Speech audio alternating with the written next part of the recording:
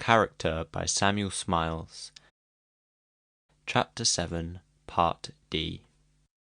There was no virtue that Dr. Arnold laboured more sedulously to instil into young men than the virtue of truthfulness, as being the manliest of virtues, as indeed the very basis of all true manliness. He designated truthfulness as moral transparency, and he valued it more highly than any other quality.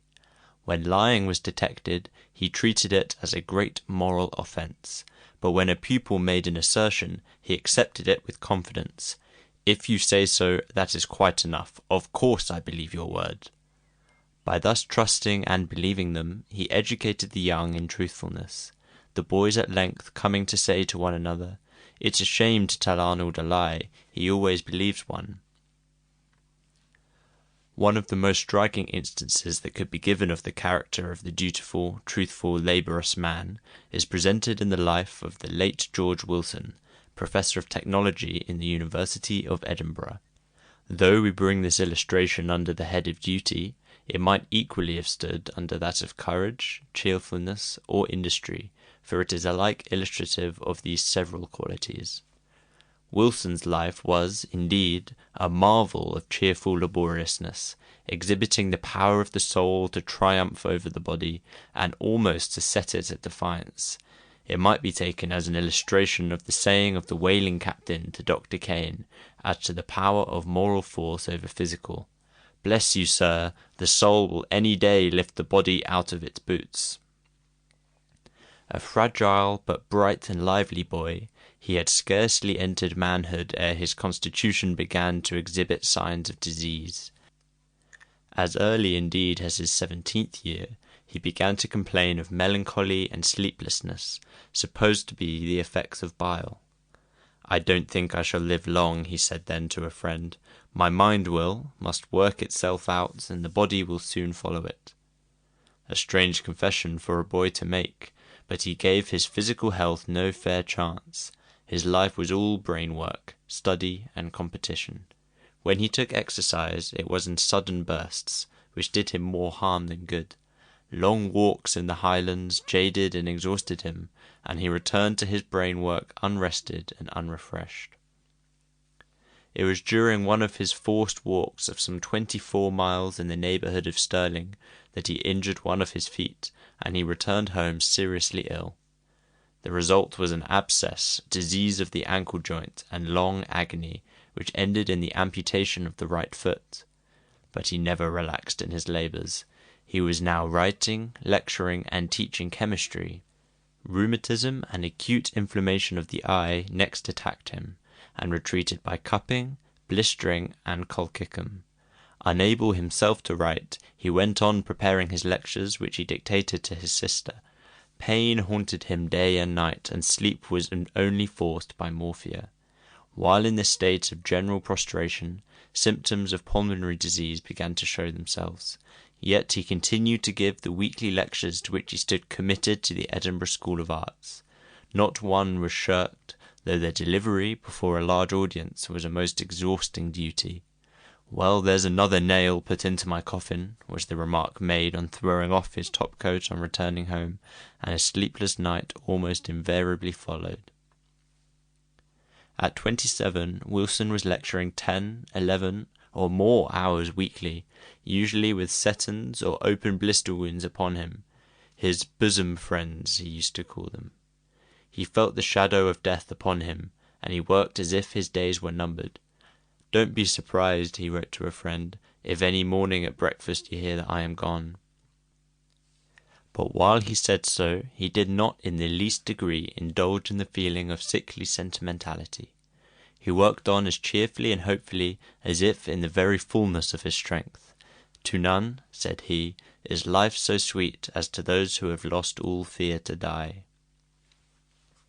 Sometimes he was compelled to desist from his labours by sheer debility, occasioned by loss of blood from the lungs, but after a few weeks' rest and change of air, he would return to his work, saying, "The water is rising in the well again."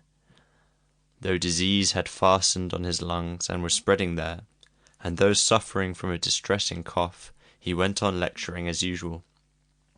To add to his troubles, when one day, endeavouring to recover himself from a stumble occasioned by his lameness, he overstrained his arm and broke the bone near the shoulder. But he recovered from his successive accidents and illnesses in the most extraordinary way. The reed bent, but did not break. The storm passed, and it stood erect as before.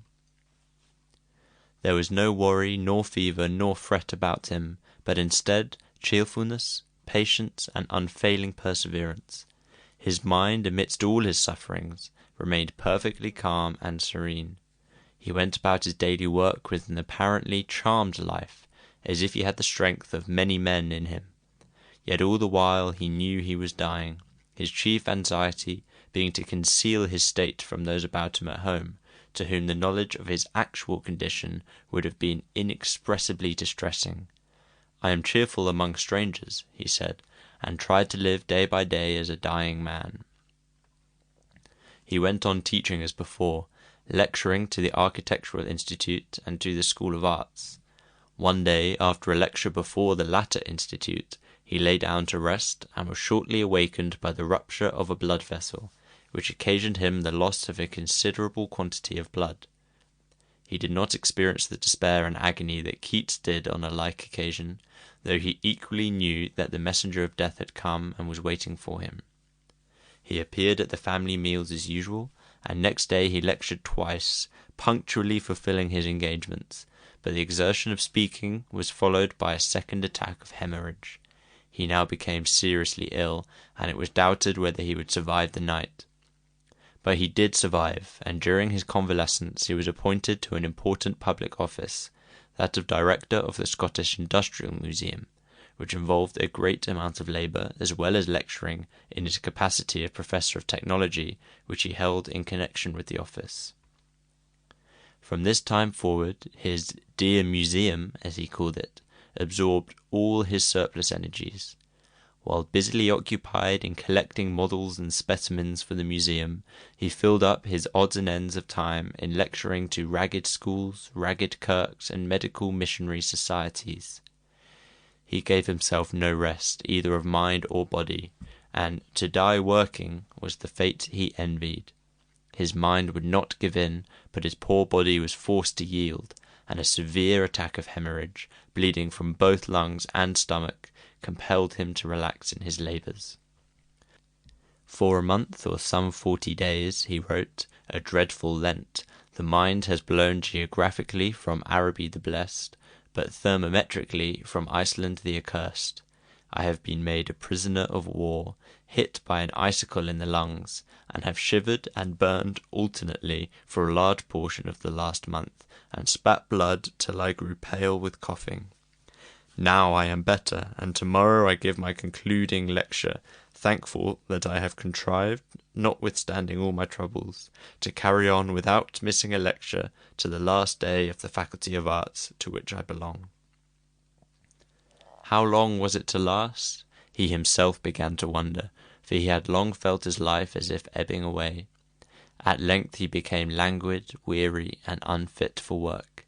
Even the writing of a letter cost him a painful effort, and he felt as if to lie down and sleep were the only things worth doing. Yet shortly after, to help a Sunday school, he wrote his 5 Gateways of Knowledge as a lecture, and afterwards expanded it into a book.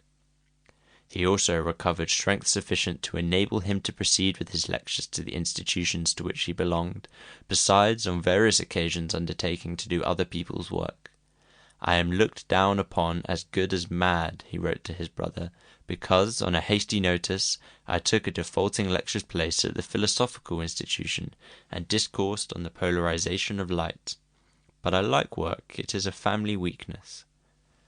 Then followed chronic malaise, sleepless nights, days of pain, and more spitting of blood. "My only painless moments," he says, "were when lecturing." In this state of prostration and disease, the indefatigable man undertook to write the life of Edward Forbes, and he did it, like everything he undertook, with admirable ability. He proceeded with his lectures as usual. To an association of teachers he delivered a discourse on the educational value of industrial science. After he had spoken to his audience for an hour, He left them to say whether he should go on or not, and they cheered him on to another half-hour's address. "It is curious," he wrote, "the feeling of having an audience like clay in your hands to mould for a season as you please. It is terribly responsible power. I do not mean for a moment to imply that I am indifferent to the good opinion of others, for otherwise, but to gain this is much less a concern with me than to deserve it. It was not so once. I had no wish for unmerited praise, but I was too ready to settle that I did merit it. Now the word duty seems to me the biggest word in the world, and is uppermost in all my serious doings." This was written only about 4 months before his death. A little later he wrote, "I spin my thread of life from week to week rather than from year to year." Constant attacks of bleeding from the lungs sapped his little remaining strength, but did not altogether disable him from lecturing. He was amused by one of his friends proposing to put him under trustees for the purpose of looking after his health, but he would not be restrained from working, so long as a vestige of strength remained. One day in the autumn of 1859, he returned from his customary lecture in the University of Edinburgh with a severe pain in his side. He was scarcely able to crawl upstairs. Medical aid was sent for, and he was pronounced to be suffering from pleurisy and inflammation of the lungs. His enfeebled frame was ill able to resist so severe a disease, and he sank peacefully to the rest he so longed for after a few days' illness. Wrong not the dead with tears. A glorious bright tomorrow endeth a weary life of pain and sorrow.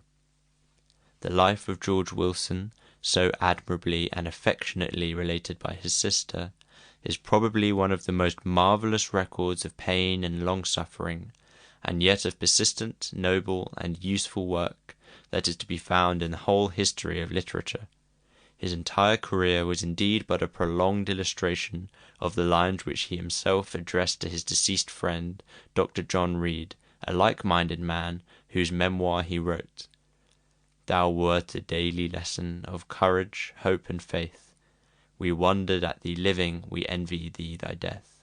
Thou wert so meek and reverent, so resolute of will, so bold to bear the uttermost, and yet so calm and still." End of section 27.